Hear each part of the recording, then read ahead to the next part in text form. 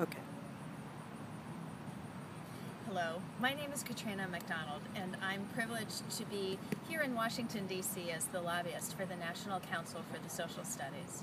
You know, I didn't always live in Washington, D.C., and I wasn't always a lobbyist. I grew up in California and began my professional career as a teacher of 7th and 8th grade history in Los Angeles.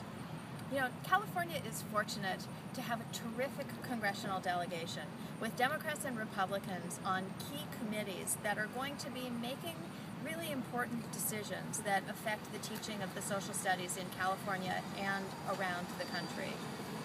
Our country is facing a crossroads with big budget, funding, and policy decisions that are going to affect how elementary and secondary schools and teachers teach information to students that is vitally important to our democracy, or maybe don't have the opportunity to teach that at all. Right now there is no federal funding for the teaching of civics, history, geography, or economics. And that makes it much more difficult for teachers in California and around the country to have access to exciting, innovative educational approaches that teach students how to be engaged in a democratic government. That's where you come in.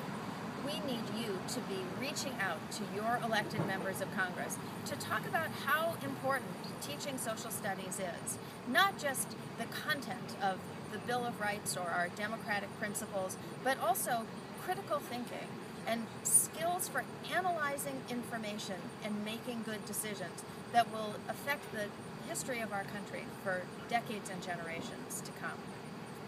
You know, the teaching of the arts was very much in the same situation that the teaching of the social studies is in now.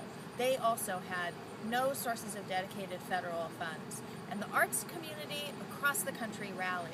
They sent celebrities here to Capitol Hill to talk to members of Congress about how important it is to teach the arts.